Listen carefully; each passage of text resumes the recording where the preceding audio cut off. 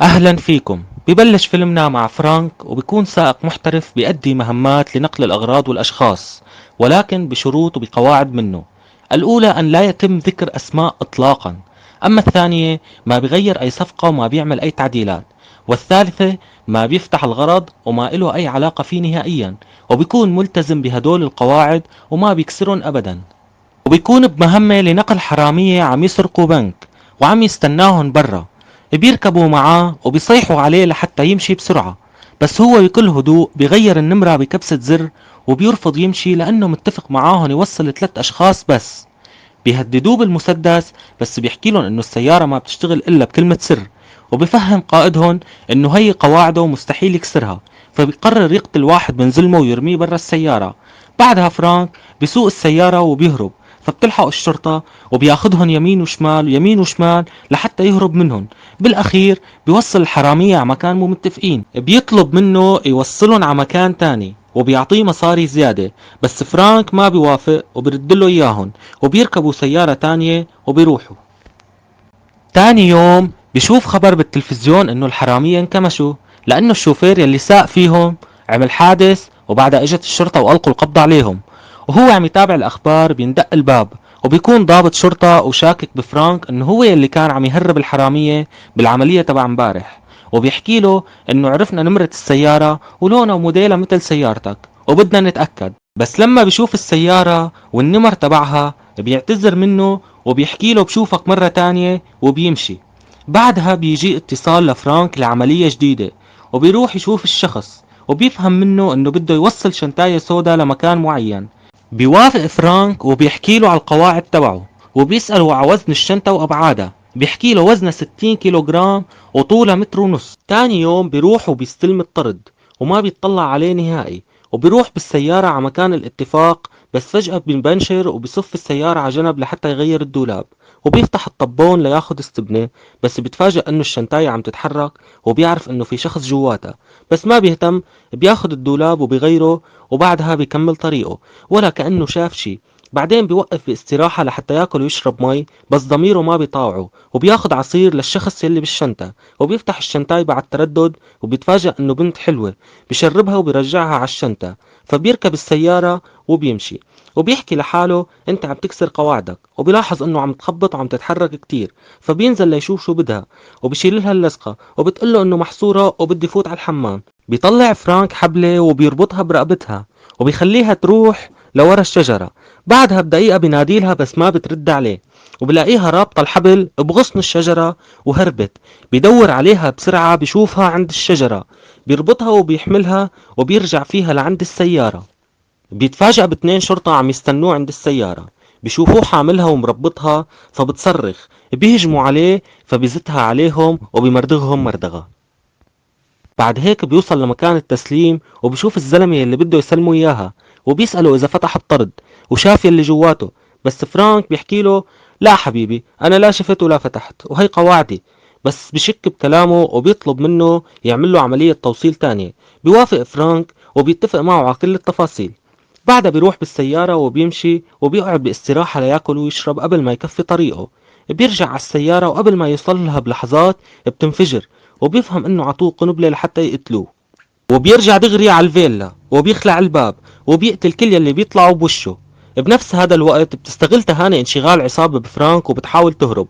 ولما فرانك بيخلص عليهم بيسرق سيارة من الكراج وبيمشي. وبعد كم متر بيتفاجأ انه تهاني موجودة بالكرسي اللي وراه. بيوقف السيارة وبينزلها بنص الطريق، بس بعد ما يمشي كم متر بالسيارة بيوقف وبيزعل عليها كتير. بيرجع لها وبيحطها بطبون السيارة وبياخدها معاه على البيت. بفكها وبيعمل لها اندومي لحتى تاكل، وبيتركها وبيروح نام. وهي بتبلش تنكش بغراضه وبتعرف انه كان عسكري من القوات الخاصة. بتحط راسها وبتنام. وبنفس الوقت هاد منشوف عبد رئيس العصابة عم بزور زلمه بالمشفى، وبيسألهم مين يلي ساوى فيكن هيك. وبيحكي له انه الشوفير ما مات من القنبلة وهو يلي رجع وقتلنا. تاني يوم بفيق فرانك على صوت تهاني وبتكون مجهزيت له الأكل. فجأة بيندق الباب، بيكون يونس ضابط الشرطة وبيسأله مين هاي. بيقول له هاي رفيقتي تهاني جاي تطبخ لي. بيسأل فرانك وين سيارتك، بيقول له انه انسرقت امبارح وكنت رح البس ورح روح لبلغ قسم الشرطة. بيقول له سيارتك انفجرت قدام مطعم وكان فيها جثتين لشرطة مرور. بيقول له انه ما بيعرف شي. بيحكي له صدقتك، بس بدي اياك تيجي انت وتهاني للمكتب تبعي لاعمل لك محضر السرقة واسألكم كم سؤال وبعدها بيروح. بيكون فرانك وتهاني لحالهم، وفجأة يتم إطلاق صاروخ على بيت فرانك من قبل عبد ورجاله، وبيخردقوا البيت خردقة. بس فرانك وتهاني بينجوا بصعوبة بعد ما ينزلوا على الأبو، وبعدها على المي، وبيسبحوا جواتها ليصلوا لبيت تاني، وبيلعبوا عريس عروس. تاني يوم بيروحوا لقسم الشرطة. بيحكي معهم يونس وبيسألهم على البيت اللي اتدمر تماما. بيقولوا له انه طلع هو وتهاني ليتمشوا على الشط، ولما رجعوا لقوا البيت محروق وما بيعرفوا شيء ابدا. رئيس يونس بيناديله وبيتركهم لحالهم. بتقوم تهاني تدور بالكمبيوتر عن رئيس العصابة، وبتقول له انه اسمه عبد قاتل محترف من درعا، وبياخدوا معلوماته كلها.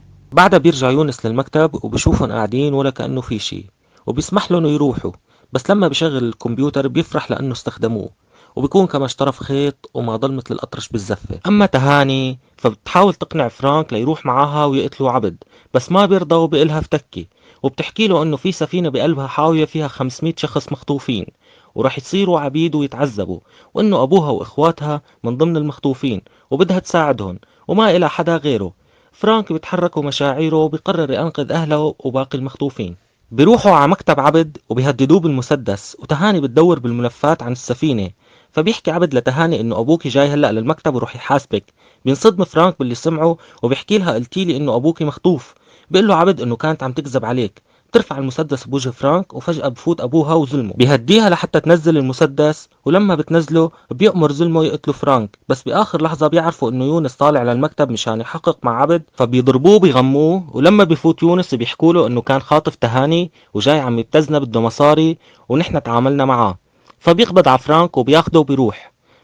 بفيق فرانك بالسجن وبيقول له يونس بدك تحكي لي على كل شيء لحتى احسن ساعدك. بيقول له انه عم يهربوا بشر ويتاجروا فيهم، وفي حاوية فيها 500 شخص رح يصيروا عبيد، فخليني اطلع وانقذهم باسرع وقت ممكن. فبيقتنع منه وبيمثل هو وياه انه ياخده رهينة لحتى يحسن يهرب من قسم الشرطة. وبيهرب وبياخد قارب وبيسلح حاله وبوجهه على السفينة، وبيصطاد الحراس مثل العصافير واحد ورا الثاني، وبيمردغهم مردغة. ولما بيعرفوا بوجوده بمشوا الشاحنات دغري وبيطلعوا وراهم ليحموهم.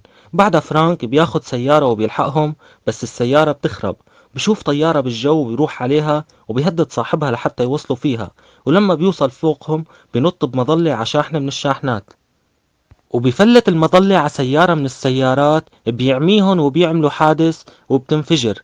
بيرفس الشوفير وبيطلع محله، بس عبد بيطلع معاه وبيتخانقوا. بالأخير فرانك بيلحشه برات الشاحنة، ولما بيوقف بيتفاجأ انه ابو تهاني بيهدده بالمسدس وبيخليه ينزل، وبياخده على الغابة لحتى يقتله ويرميه بالمي. وقبل ما يقوسه بنكتشف انه تهاني قوسته وقتلته. بالاخير بتوصل الشرطة وبيطالعوا كل المخطوفين، وبيعيش فرانك وتهاني بثبات ونبات. إذا عجبكم الفيديو لا تنسوا تحطوا لايك واشتراك ليصلكم كل جديد.